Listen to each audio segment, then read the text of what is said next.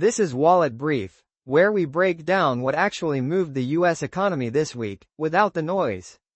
If prices, interest rates, jobs, housing, or taxes are quietly changing your money, this is where you stay informed. Let's get into what really happened this week, and what it means for your wallet. Over the past year, the U.S. housing market has been shaped by a combination of elevated mortgage rates, limited housing supply, and ongoing demand from buyers. These factors created a challenging environment, particularly for first-time homebuyers trying to balance affordability with rising borrowing costs.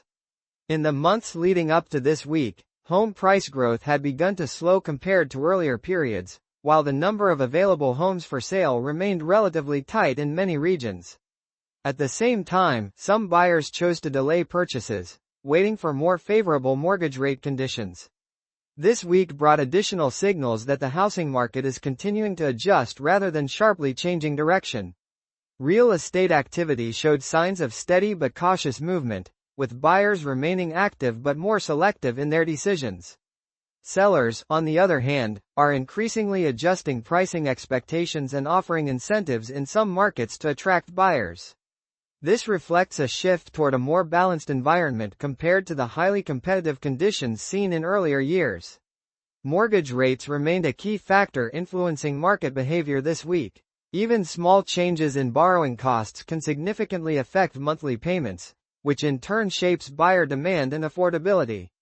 Looking at the broader trend, the housing market appears to be stabilizing at a slower pace. Demand has not disappeared, but it is more sensitive to price and financing conditions.